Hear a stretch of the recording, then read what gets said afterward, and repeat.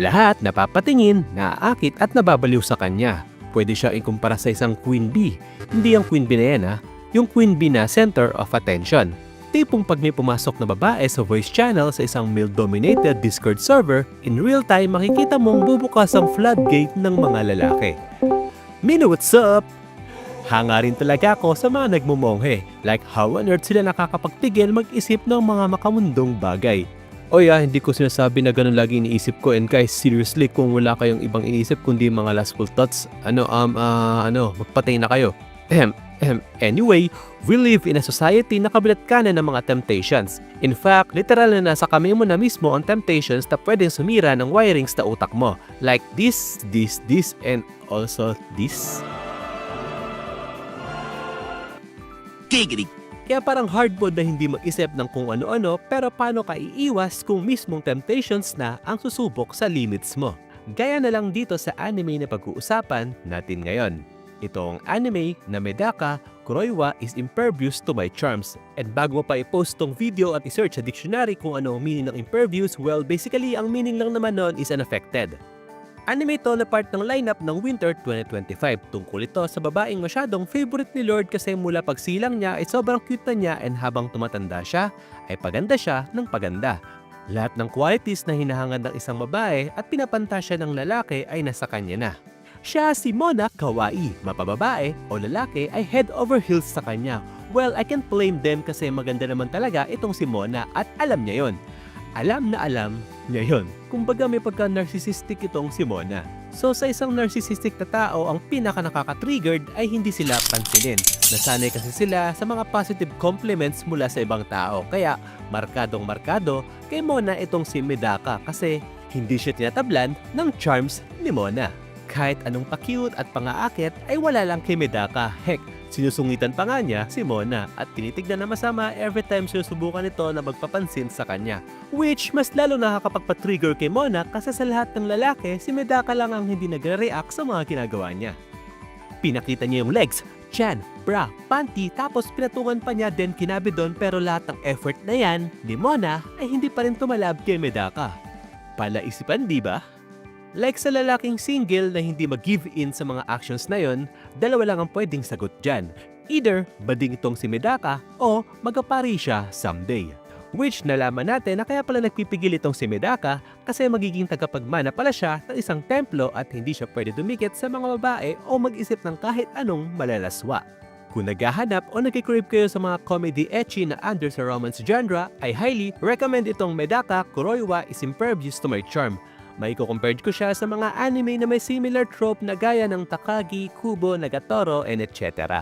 Pero seryoso, tumanggi siya sa mga ganito para sa sarili. So that's it, Mina. Nag-enjoy ba kayo sa video? If oo, give me a thumbs up. May mga tips ba kayo para umiwas sa mga temptations sa paligid? Comment down below. With that, well, yun lang.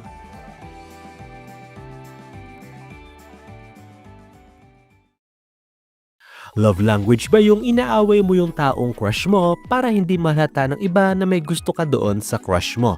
Ika nga nila, the more you hate, the more you love. Pero kung legit yung galit o inis mo sa isang tao, papayag ka bang ipakasal sa kanya? Mina, what's up? Usapang kasalan. Don't ask me about those stuff kasi ang experience ko lang sa kasal ay nung kinasal yung player ko sa larong Harvest Moon Back to Nature. Way back mid-2000s, and alam ko if nalaro nyo yung laro na yon, dapat pare-pareho na tayong may asawa at anak. Oh, don't get depressed pero remind ko lang kayo na yung mga pinapanood nyo dati sa Gowin Bulilit, karamihan sa kanila mga kasal na. Pero eto ka ngayon nanonood ng anime video essay na ginawa ng isang taong dapat may pamilya na pero mas piniling manood ng mga high school romance anime.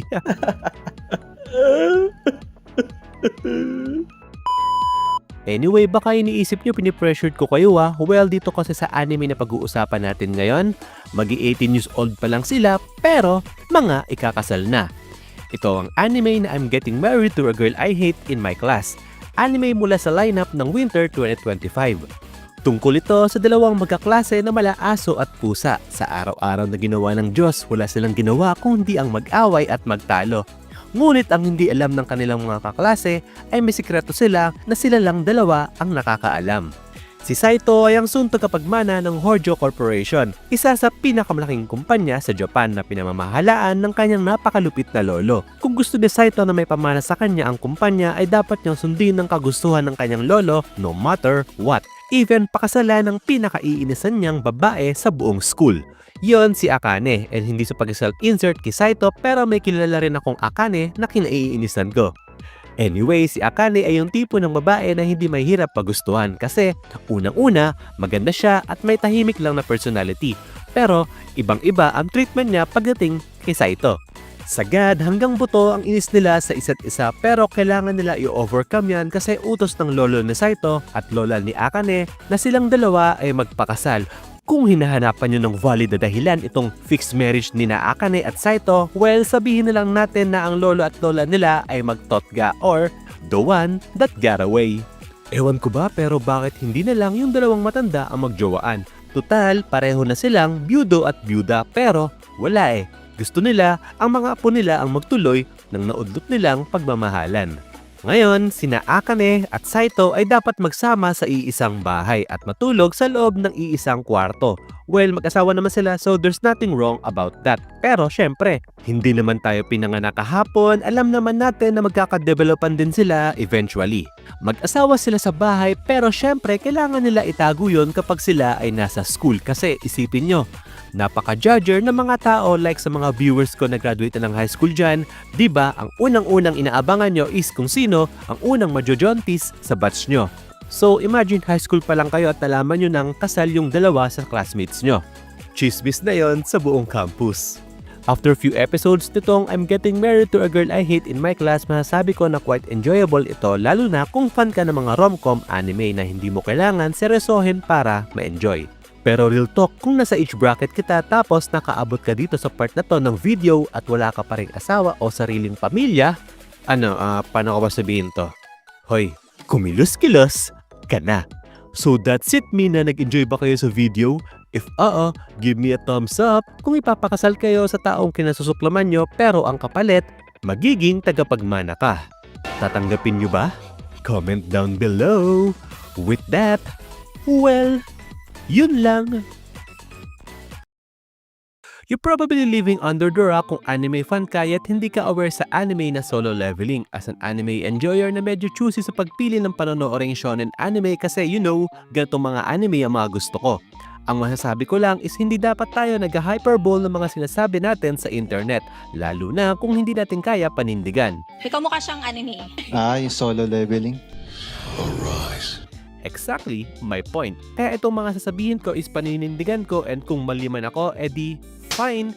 Pero para sa akin, Solo Leveling will define a generation. Mino, what's up? Siguro nagtataka kayo na inabot pa ng 1 taon bago ako gumawa ng video about sa anime na Solo Leveling. As a content creator na nagsimula pa lang gumawa ng quote and unquote pangalan sa anime content creations, marahil iniisip nyo bakit hindi yung mga pinakamaiingay na anime ang ginagawan ko ng videos. By the way, if nag-worry ka, I'm not gonna spoil anything about dito sa Solo Leveling. As of right now, patapos na ang Season 2 and ngayon ko lang totally na-appreciate kung gaano kalupit itong Solo Leveling. Like, holy hell, gets ko na kung bakit marami ang hype na hype dito kahit noon pang nasa webtoon pa lang to. For reference, ang Solo Leveling ay galing sa manhwa or basically ang Korean version nila ng Japanese manga. Bago pa ito magkaroon ng anime adaptation, may certain level na to ng popularity sa manhwa community na umabot din sa mga manga readers kaya ko. In fact, feeling ko nga may legend status na tong Solo Leveling sa manhwa history. So dahil doon, nagkaroon ng interest ng mga taga-Japan para gawa nito ng anime adaptation which ang result ay ang Season 1 ng Solo Leveling na pinalabas noong Winter Season 2024. Which to my surprise na enjoy ko rin ng sobra. Anime siya na sobra nakakabitin at kaabang-abang pero at that time hindi ko pa nakikita yung potential niya until nitong Season 2 na nirelease noong Winter 2025. If napanood niyo yung unang season, medyo predictable yung takbo ng bawat episode like pasok sa dungeon, laban, level up, boss fight. Pasok sa dungeon, laban, level up, boss fight. Pasok sa dungeon, laban, level up, boss fight. Pasok sa dungeon, laban, level up, boss fight. Cause I'm back in this game, so let's go! Though ganun pa rin naman dito sa Season 2 pero this time bukod sa mas malaki na yung wish bawat laban, meron na tayong Hunter Cha. Pero probably she's gonna hate us kasi alam naman natin tayong mga anime fans allergic tayo sa deodorant. Anyway, ang short summary lang naman itong Solo Leveling ay tungkol sa isang rank E-Hunter na si Jinwoo na pinili ng system para maging isang player. Unlike other hunter, si Jinwoo lang ang may ability kung saan siya ay nagle-level up. Hindi ko na rin masyado i-elaborate kasi mas okay na panoorin nyo yung anime blindly para mas intense kasi sinasabi ko sa inyo sobrang worth it. Pero yun nga, there's something about sa Season 2 ng Solo Leveling na nagpaangat sa kanya para sa akin. Bukod sa napakagandang animation at god-level musical score na tatak sa Wano, mas gumanda ang storytelling at character development dito compared sa Season 1 na pa-level lang ng pa-level up si Jinwoo. Kung hinahanap nyo yung sagot kung bakit para sa akin this anime will define a generation, well, ayon sa nabasa ko, dahil sa popularity nitong anime adaptation ng Solo Leveling, may 5 manhwa o webtoon na magkakaroon ng anime adaptation in the future. Naalala nyo ba kung paano binago ng Sword Art Online ang landscape ng anime at kung bakit ngayon nasa Oxford Dictionary na ang salitang isekai? Baka sa hinaharap, hindi na tayo nagreklamo sa oversupply ng trash isekai anime kasi puro Solo Leveling clones na ang magsisilabasan. So that's it, Mina. Nag-enjoy ba kayo sa video? If give me a thumbs up.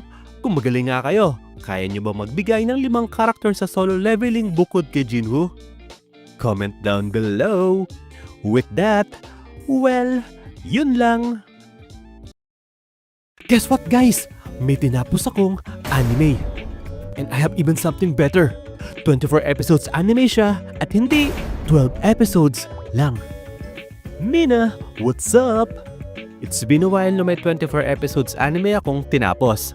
I miss this type of feeling na magkaroon ng attachment sa isang solid anime gaya nitong Tying the Knot with Amagami Sisters. Imagine 6 months din yun and sa corporate world, pwede ka na maging regular employee sa period na yan. In fact, my first impression video na rin ako sa anime na to many months ago pero after finishing the whole anime, here's my thought. Before we start, as a quick reminder, medyo may konting spoiler lang din tong video so keep that in your mind kaya I suggest go finish the anime muna then balik kayo dito. Where to begin? Itong Tying the Knot with Amagami Sister is sa una I can see na maraming pupuna dito na it's just your typical high school romance harem anime na puro unnecessary fan service with low-key incest narrative. Pero upon finishing it, I realized na it's just your typical high school romance harem anime na puro unnecessary fan service with low-key incest narrative. But with good story, character development, fantastic soundtrack, high-quality animation, at typical high school romance harem anime. De seryoso, dun tayo sa story. Wala akong idea na magkakaroon ito ng reality bending scenario or mga supernatural phenomena which surprised me kasi gaya nyo, akala ko slice of life anime lang to. Throughout the show, arc by arc, may mga na-experience si Uryu na male MC nitong anime na mga out of this world phenomena. As we know, si Uryu yung taong hindi naniniwala sa mga gods or sa fate ng ibang tao and knowing that, nakakatawa na first-hand yan experience ang tinatawag nila sa Japanese folklore na Kamisama no Itazura or God's prank. Dahil sa mga so-called pranks na yon, mas naging close siya at mas nakilala niya individually ang 3 Amagami sisters. Konting recap, ito si Asahi. Siya ang bunso sa kanilang 3 and please don't ask me kung ano ang take ko sa kanya. Then ito naman si Yuna, ang middle child or winner by default since siya ang classmate at kaedad ni Uryu. And finally, si Yae, ang eldest sa Amagami siblings na may pinaka-interesting character plot sa kanilang 3. In a span of 24 episodes, I can say na nagawa nitong anime na to yung gusto nitong gawin, which pahirapan tayo mamili sa kanilang 3 kung sino sa kanila ang bet natin piliin ni Uryu sa huli. Overall, para sa akin, sobrang recommendable nitong Tying the Knot with Amagami Sister and sobrang worth it tapusin. Saka sa dulo, lahat ng mga shenanigans na nangyayari all of a sudden ay mag-make sense. Trust me. Bihirang-bihira na ako makaramdam ng separation anxiety sa isang anime and I can say na isa to sa mga anime na mamimiss ko. Pero mabuti na lang in today's climate na every anime ngayon is nag-a-announce na ng Season 2 right after ng last episodes. Kaya looking forward na agad ako sa Season 2. Teka, wait, asan yun?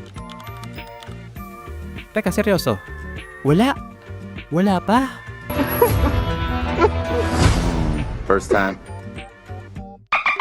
So that's it, Mina. Nag-enjoy ba kayo sa video? If give me a thumbs up.